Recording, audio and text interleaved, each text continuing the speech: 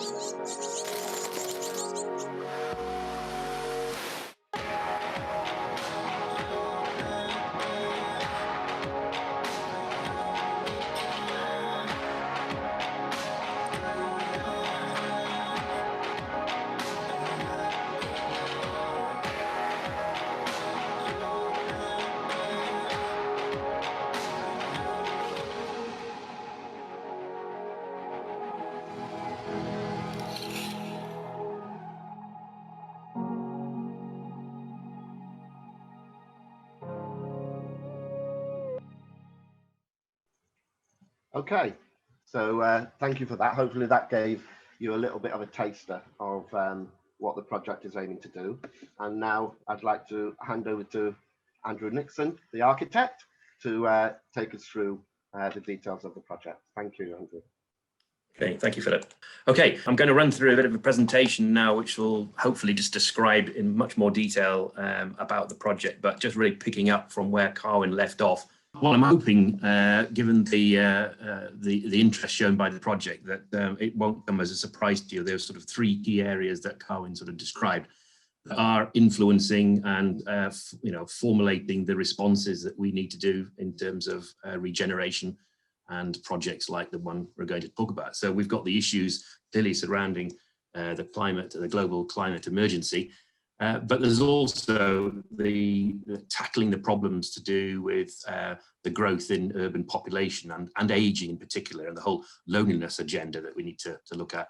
And then more recently, obviously, with the impact of the pandemic, it's making us all think also about the kind of spaces that we need to create, and particularly in a working environment, what does it hold for us in the future? At the moment, of course, it means potentially looking at having much more flexible environments for us to live and work in. The context that's surrounding us at the moment is there's actually obviously a lot of legislation and coming from a global level, but also at a governmental level, all the way through to Welsh Government as well. And so we're all aware of this sort of ever increasing wave of legislation that is actually coming our way, but perhaps the very interesting prospect for us this year is the COP26, which I'm sure you're all familiar with. There's a bit more press about it now, and that's going to be based in Glasgow in November. That's the bottom right one you can see there. Well, some are saying it's our sort of last chance. Maybe that's possibly a little dramatic, but what it does mean is it puts a real focus on projects like the one that we're hoping to bring forward, and the possibility of showcasing as well. Again, I'm sure the audience are very familiar with the Sustainable Development Goals. These appear in all sorts of publications and legislation, and they actually are the backbone for number of things that have come forward and initiatives. And those sort of 17 areas, really there's no project that you bring forward that isn't sort of influenced by a number of those. And these are in themselves are or have been the basis upon which the Wellbeing of Future Generations Act was set by Wales, a very forward-thinking piece of legislation, and actually, recognised around the world now as being somewhat of a leader in trying to set the agenda so we take far more responsibility and long-term proposals brought forward rather than short-term gains. And that is an interesting sort of context, but actually, from the point of view of this particular project, which we'll explain in a minute, is that it's also good to see that Welsh Government is also assisting that. So it's not just the stick, there's also the carrot to try and get us to all think along these lines. And one of the programs that they have is called the Innovative Housing Programme, which is this particular project has benefited from. And again, you'll see that the targets that are set by Welsh Government are in line with the goals set by the United Nations. Now, I did spot that Herbert Girardet is actually in the audience this evening. So, Herbie, I hope you don't mind, but I nicked your diagram. It's just, I just found it such a useful introduction to the idea of responsibilities that we have in terms of an urban environment. And Herbie sort of captured it with these three diagrams. If you like, working, it probably no surprise that we're actually sitting in the middle in the context of a petropolis where we're all consuming, and our relationship to our hinterland as an urban centre is not like it used to be, which was as an acropolis. But of course, going forward, the idea is that the city should have a much more closer and regenerative relationship with its hinterland. And it's a sort of message that's coming loud and clear, whether you look at transportation, energy, you look at food, you look at waste, you look at land management, all these things impact. And there's definitely a move towards trying to get back to that relationship between the city and its immediate hinterland. And again, another one of Herbie's very useful diagrams, just to sort of put that into context, is that, from an urban centre point of view, or our cities, is that there's been very much this linear metabolism in that stuff comes in and then waste goes out. We're, consumers, and there's not a great deal of responsibility, and the city just channels that out. So it's taking a lot of food, energy and goods, and out goes waste and emissions and landfill. And what we really need to do is start looking at recycling, and it's recycling in its widest sense. So we're talking about closing some of these loops so that the things that are coming in are renewable, they are of low energy, and what goes out is actually only really what's left after we've had a really good go at recycling and actually letting the city be part of that process. Those are sort of the big issues. I mean, what they can do in a sort of very, this isn't a simple diagram, but it does actually just give some idea of one of the areas that we can look at, which is the concept of decentralized energy and infrastructure. Is that if you look at all the issues that affect us, say in a housing development, is that if we can start looking at closing those loops, dealing with foul drainage, food waste, if we can then look at our energy, how we actually deal with rainwater, how we actually bring water supplies and around, it's starting to close some of those loops. And we just feel that whilst this could be, you can apply this to pretty much any project, it becomes increasingly more challenging to try and deliver this sort of circular arrangement actually in the city centre or in an urban environment. But that's kind of where we got onto the project, to try and start doing that and giving some sort of circular purpose to the project. So the project has been called Biophilic Living in Swansea. The way we see it is a possible new template for community urban living. The idea behind it is to get us to rethink the way we live in cities. So as Carwyn pointed out, it's not just about having a flat in a complex on a street in a city. It's actually giving real community purpose to it and give a real reason for why you should be there.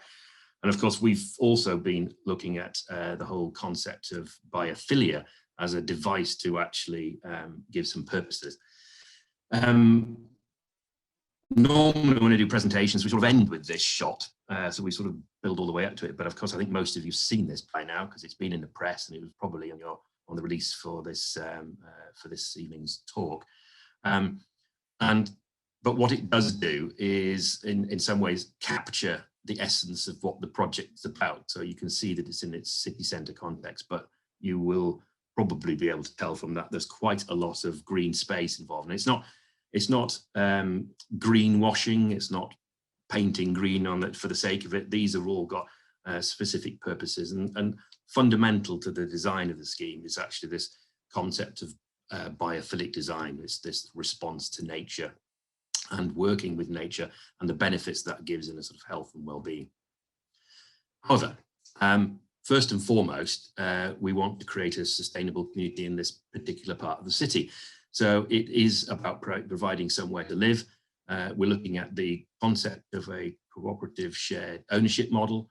And I think the important bit, which we'll come to right at the very end, is the idea that to give purpose to this beyond just physicality of it, is this community interest company. So from the start, we are working towards the delivery of a community interest company to run and help run this facility.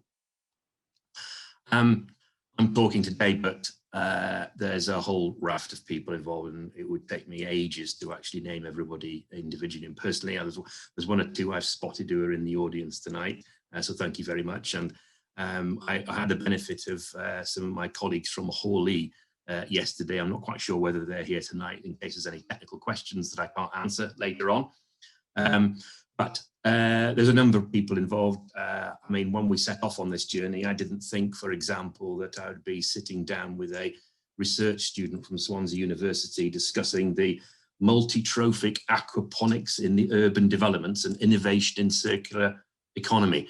I mean, it's a mouthful, but that's actually what happens when you get involved in a project like this, is that all manner of very interesting avenues need to be explored. So you will all be familiar. I think there's one or two people who have come from far away, but the project we're talking about is actually pretty much in the city centre. It's sandwiched between the Kingsway and Oxford Street. Going a little bit closer. What is actually really interesting at the moment is that Swansea is on a journey and set some very ambitious targets. And alongside this is the Green Infrastructure Strategy, which again is a really purposeful document. I think clearly there are a number of other cities that are going down this route at the same time. But what it does do is give us a framework for the consideration of any regeneration project in the city. And it gives us some tools as well. And importantly, going forward, there will be a requirement on developments to actually to satisfy a certain criteria in terms of forming green space, which I'll explain in a little bit. Where did this actually come from? From our sort of interest in this, in the whole sort of biophilic concept and what we could do with the city. Actually, for me anyway, started back in 2004. You could argue I'm late to the story, but it really came about or crystallized for me when we were involved in an art exhibition in 2014 called Civic, and we were posed the challenge by the gallery to think of ideas to reimagine the city. And it just was obvious to me that with the legacy of 1960s buildings in Swansea, that we had an extraordinary number of flat roofs, and all that green diagram shows you is actually all the available roofs that could be green space. And it was quite staggering when we did the analysis. But that, for me, just got us thinking about what we could do, and surely there are opportunities that we can actually bring a new look to the city. Sorry, there's another little picture. That was the graphic that we did for the exhibition. So let's just move to the project itself and the location. So there we are. That's it is actually the old Woolworths building, and I say it's just off Oxford Street. It's set back ever so slightly. It's currently the Poundland. And what is interesting about the building is that whilst it is unhelpfully big footprint, which makes it quite difficult for conversion, it is also robustly built.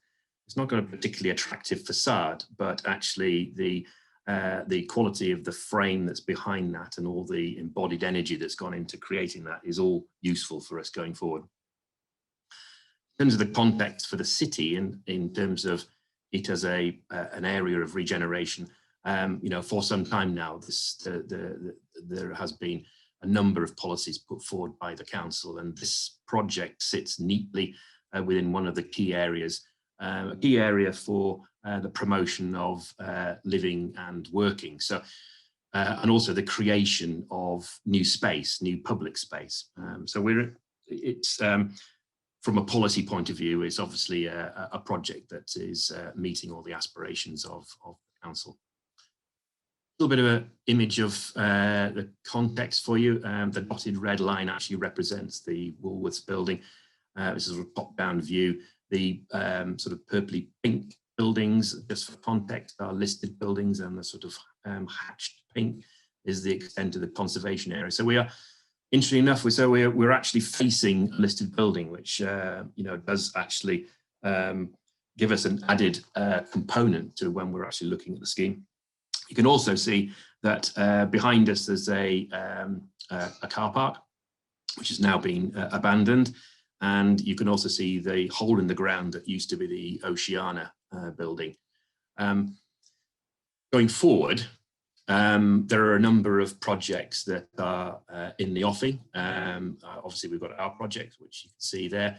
The digital village, which is now actually called 7172 Kingsway, is advancing apace. And in fact, we're probably going to be on site at more or less the same time as do construction projects.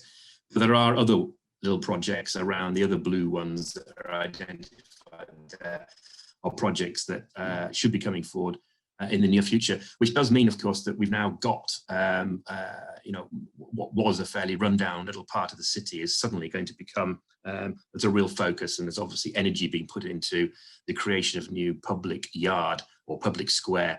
It won't be called Picton Yard for obvious reasons, but unfortunately we haven't changed all the names on this, and the council haven't decided what it's going to be called just yet.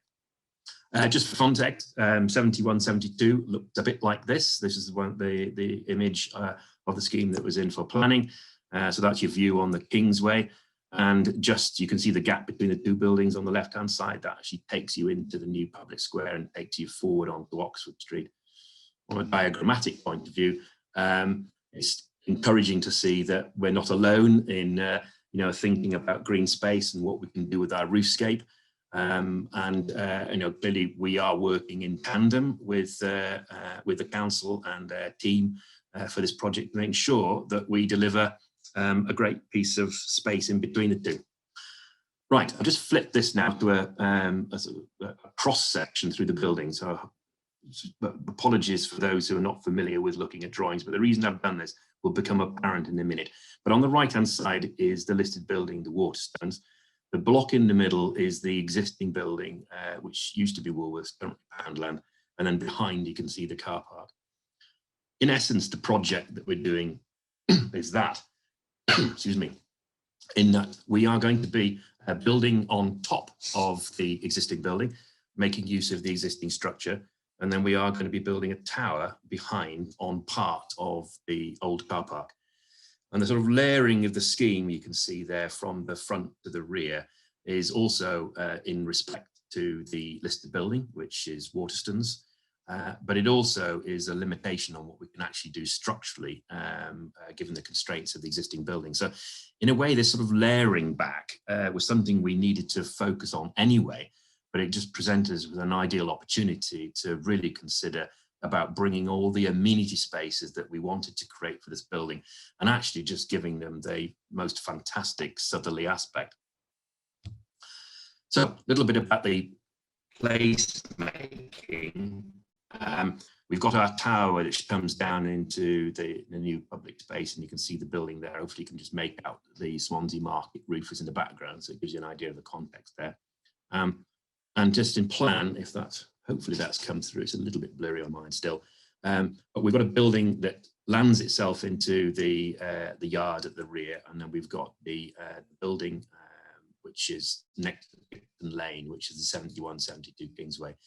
And we've got the links then through from the Kingsway through to Oxford Street. You can see with the yellow arrows. We're talking to adjoining owners about the possibility of breaking through a link within the, it's actually the Moda building, the possibility of actually getting another bit of permeability into that space. And there's also talk with the council about an acquisition of a building off Union Street to also be able to give another form of access into the space. And there's lots of talk about what that space should be. I mean, this is a sort of neat little diagram just to show you the relationship between the two key buildings. We've been at pains to sort of make sure that we've got good public access to the lower levels of both our building and clearly the lower level of the 71-72. And then there's a band of workspace that both schemes have got. And then in our case, we carry on with living accommodation, and in the 71-72, they have laboratory and garden space. So there are synergies between the two, but clearly what we do in between is going to be incredibly important. And as I said, we're not going to be calling it Picton Yard. There's all sorts of ideas kicking around. I mean, one of the ones that we looked at was to try and create a get a bit of longevity to the space by actually looking at some the like umbrellas. Or this graphic shows them a little bit better, so that we could put on events and the like. But all I would say at the moment is that there's lots of discussions going on with the council about how this space is going to be used, and that's quite exciting. But even since we put that visual together, the building on the left-hand side, which does look a little bit sad there, has also got planning consent for conversion. So it's all starting to happen in this area, which gives us great hope for the future. And just another visual of the, if you've been down Oxford Street, you'll be familiar with the listed building, and that's us behind. Okay, just quickly then to run through, using that section again, is that the world is changing all the time. We had assumed that we'd be delivering back 2 floors of retail, but given the nature of retail at the moment, we're now rethinking that, and actually the first floor is likely now to be office accommodation. And of course, even commercial office accommodation is needing to adapt. So we're looking at different ways to subdivide the space, offer different tenancies, or even put greater open plan areas. What's good about the scheme is that we do have the flex in it to be able to make the changes. We've also got to the rear. We are looking at sort of cafe operation, but I think the most important bit there is the exhibition space, which is relevant to what I will talk about in a minute, is the sort of urban farm, because an aspect of the urban farm is actually down at that level, which is fish, which for those who are unsure what aquaponics is about, I'll explain that in a minute. Again, you've seen this sort of diagram. It's just to show that we have these possible links that we will probably need to be accommodating going forward. And clearly, whilst we are reusing the existing building, the front facade is, well, it's not only tired, but it's actually past its sell by date. There are problems with it. And in any case, if we are going to go down the route of actually making this far more sustainable, and also it's south facing, so there's a brise soleil is going to be required. And of course, clearly we're also taking the opportunity to actually got a lot more green, green wall space into the scheme. What we will be doing, of course, though, is retaining the trees. They might have a bit of husbandry, but what is great about this is it's already set back, so it actually feels like a square in its own right, which gives us some opportunities to perhaps enhance the landscape or the setting as well. And we have a band of commercial, which I say is now most likely now to be 3 floors, not 2, which is quite, a sort of flexible space. But one of the things that we are going to do is, because it's quite a big footprint, as I mentioned, we want to get daylight and passive ventilation into the scheme. So we are proposing to, if you like, to cut out 2 big squares, not very easy to see on that diagram, but I've highlighted them on the section on that image, which just shows that we're bringing the courtyards down into the plan, which allows us to ensure that everybody who's working in their space is going to have access to the daylight, but is also going to have access to an external space. And the images on the right-hand side give you some indication of what we're hoping to achieve with those courtyards. And then let's turn to the residential. I mentioned this idea of the urban farm, and I'll talk about that in a bit more detail at the moment. But the residential actually only starts at this 4th floor level, which is kind of interesting because it's not a particularly good photograph, but that's us standing on top of the roof of the old Woolworths building. And what is interesting is that from that level upwards, you get a fantastic view of the bay. So it has influenced the way we've looked at the design of the residential, because probably the standard rule in doing a residential development like that would be to have a handful of very expensive apartments all facing south, and then the rest of the development just has to make do. Well, we decided to look at it slightly differently, and so all the apartments are either facing east or they're facing west, so everybody does get a sunny outlook and aspect, but everybody also gets a view of the bay. But in actual fact, what we're doing is we're giving over the southern elevation, which is at the bottom of the page, as you see it, to all the amenity space and green space and the greenhousing and the urban farm. So we sort of turned it on its head. These are just a couple of plans just showing that they're a little bit grainy. I do apologize. I should have said, actually, we are going to make this available as a document that we can actually let everybody have at a later date. So that's a cutaway section, just sort of so you can see the office space, the commercial at the lower level. It's cut through the apartment, so you get some idea. But importantly, what we're showing there is that every single apartment has its balcony, its green space. Some are fortunate they also have an amenity garden as well as the balcony configuration, but you can also see there the publicly accessible amenity space along with greenhousing that's specifically for the residents, and then topped off by the urban farm. This is the aquaponics greenhouse. Key to this, and it's also about health and well-being, the agenda and all aspects of that is just giving access to nature. Whether it's beekeeping on level 6 or whether it is allotments on level 5, whether it's a water fountain that's on level, I'll get it wrong now, on 11.7, or it's the urban farm from sort of level 8 upwards. It's full access. And so we are keen and have deliberately done it in such a way that there is communal amenity. This can also be accessible for the public, but this is going to be part of the responsibility of the community interest company, which I'll come on to later. Clearly there's private amenity, and then there's the food creation, which, going back to what Carwyn was saying, is about giving a purpose for this project, is that this is one of the key areas that we're keen that it actually becomes an asset for the shared ownership model. So hopefully just quickly run through some of these, some of the interesting things about what we've had to do. This is the sort of green infrastructure challenge, first of all. Thanks to Gary Grant for green infrastructure consultancy for this diagram. It's really helpful just to sort of set the scene. Some of you are obviously familiar with sustainable drainage systems, and others might not, but it is an acute problem wherever we have development now, but in particular in an urban environment where we've got to manage our water runoff from all hard surfaces, whether it's roads or flat roofs or and the like. But the other important thing is that you might think it not so much a problem in our climate, but it is an impact in terms of how just buildings collecting together suffer from what's called the urban heat island effect, which in itself impacts on energy. It requires us to cool things more than we should, and you have problems that manifest themselves in terms of pollution, etc. Approaching this from a biophilic point of view, which is the diagram on the right-hand side, is that we should take whatever opportunities we can to deal with water in terms of naturally attenuating, but also at the same time cut down the amount of hard surfaces that are actually in the city. So that's kind of where we're at.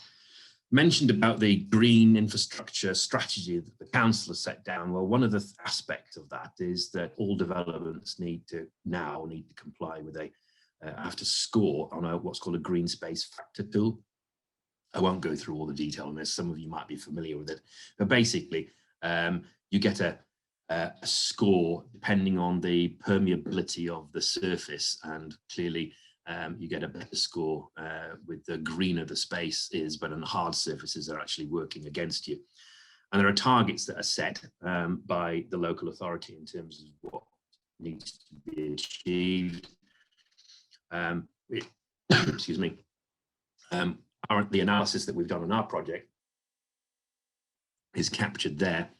The council at the moment is seeking the higher the figure, the better, by the way, is seeking a 0.3 for the commercial development and a 0.4 for residential development. Fortunately for us, and as you'd like to think that we should be able to at least be an exemplar here, we've got a score of 0.679, which actually is not bad going, considering the scoring system at the moment doesn't take into account any vertical surfaces. And of course, we've probably got as much green on our vertical surfaces as we have on our horizontal. So we've comfortably made the target, but as recognised by the guys in the council at the moment, we're probably going to need to evolve that green space factor tool to take into account the complexity of some of our schemes coming forward. And of course, there wasn't actually a way to calculate the greenhouses, but here we go. Fortunately, we're well within the requirements. Urban farm mentioned.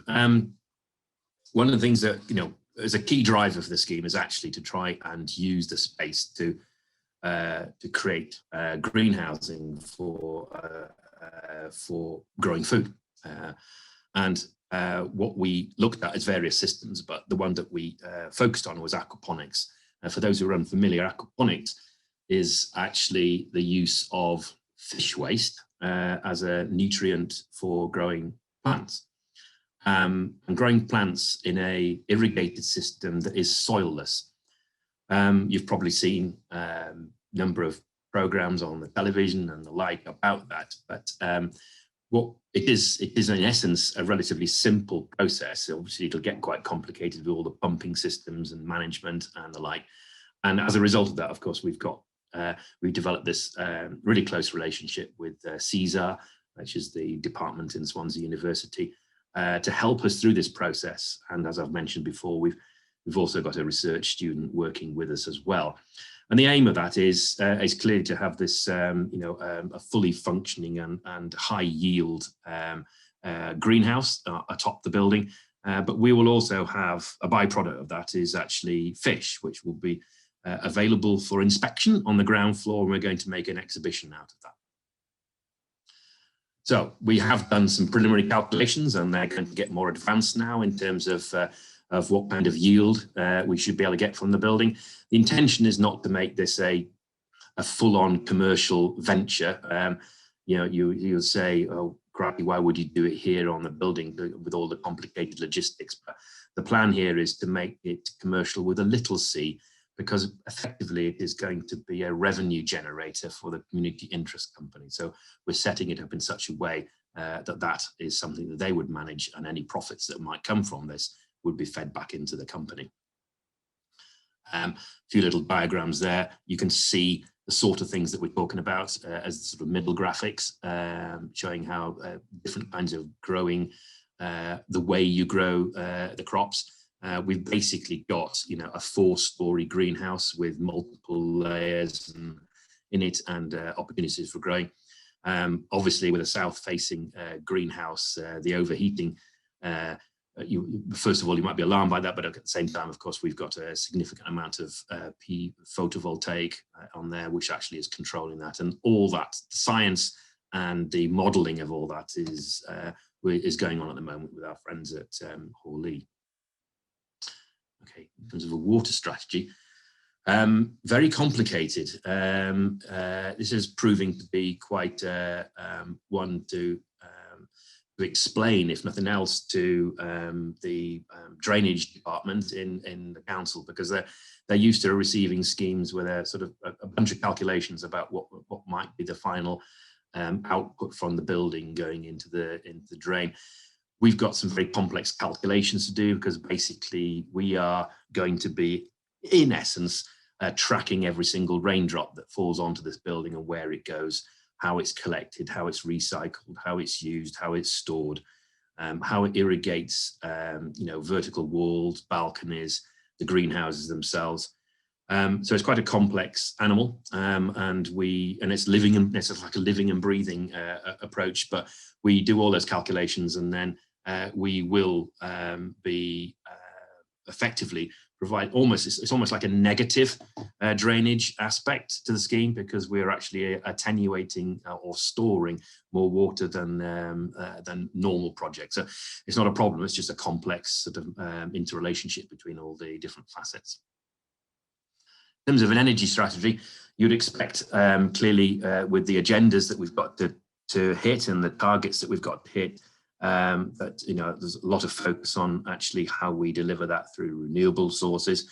We've got fantastic opportunities here. Clearly, we're looking at the top of the tower. We'll actually be incorporating bio-solar roofs, so we've got generation that's happening there. Mentioned about the greenhousing. Well, of course, it's integrated photovoltaics on there, generating enough electricity to, in effect, not only run all the systems that are needed for the urban farm, but we'll go beyond that.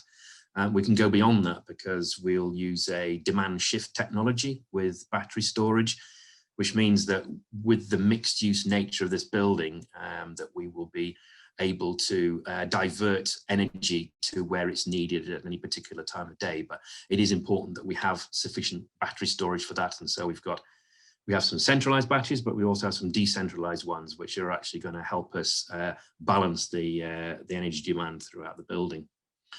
We've also got a acute system for supplying of hot water, both for heating and also for hot water usage. We're going to be using air source heat pumps and then what's called an ambient temperature energy loop, which basically means that we've got a circuit that is actually used for both the commercial spaces and also the residential. And with the demands being at the different times, we're able to balance that. And it actually gets topped up in the residential units by small units to give us the actual final temperature you need for the hot water. One interesting avenue that took place here is that thermal store is actually, you've probably heard about thermal stores. Well, we decided that if we're going to have to put in a large sprinkler tank in to deliver compliance with building regulations for all the apartments to have sprinklers, is that we might as well use the water that's down there as a thermal store. So these are the sort of things that are coming out of discussions with all the collaborators, is that we can do one or two things slightly differently, which is interesting. As you'd imagine, this is going to be wired for all sorts of metering and data. One of the key aspects of the funding that we're receiving from Welsh Government is to ensure that we really are recording everything. So it's not just going to be about water, energy. It'll also be, we are also, as part of the health and wellbeing agenda, we're actually going to be also inviting people to be part of that process as well. So there's going to be lots of data, which is really key if we're going to take a project like this to do it again. And waste management, there's many aspects of the waste management that we're actually looking at. A couple of the key areas, which is kind of interesting, which possibly is not going to make it for this project, is the idea that we could use, and again, I've got to thank my friends from Sero with this one, is that the idea you can use algae to actually create the food stuff for the fish production. So this is basically taking waste and converting it into food to help close one of those loops. I think it's an important area we're looking at the moment, but it's another one of those loops that can be closed in our attempt to actually not really have waste. That's the whole idea of this.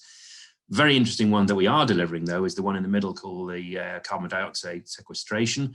Because we've got 3 floors of commercial office space, we are going to be effectively scrubbing the air that's actually in those offices, and we're scrubbing it to take advantage of the carbon dioxide, which of course we're going to pump then. I say of course, I'm saying that because as if you would know, you'd know the answer, but we're going to take the carbon dioxide and actually use it to increase the yield in the greenhouses.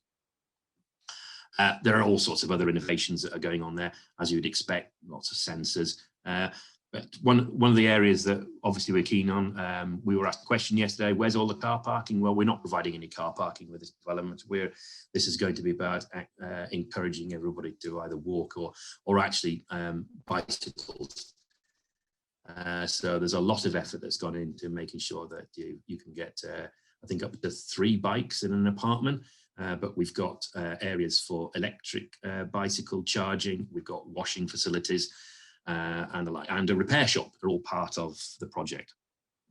So time for me to stop, I think, but I want to stop with just really this important part, which unlike a normal development where you might find the developer and the consultant team being involved with a project for maybe 12 months after it's been constructed, and it's what's called, they call it the defect correction period. Basically, it gives everybody the chance to see if there's any problems with the project, and they try and fix it within 12 months. Well, this project, we're going to extend that to 5 years, but that's not because we're expecting any problems. It's because actually there are so many systems involved in this that we want to actually have a good period of time that we can actually bring the community interest company along. This is going to be set up early doors. The partners to that will be people who are involved in the project at the moment, but as and when the residences or the people taking on the residential accommodation and those taking on the commercial spaces, they will all become shared owners in this company. And so there will be a transition period, which we've said that will be for 5 years, where we help run the systems for them. But ultimately, at the end of that, the intention is that they'll actually want to kick us off because they'll want to run it themselves. So I did want to just mention about health and well-being, is that clearly it's a focus for all of us at the moment, and there's lots of legislation around this, but it all makes sense.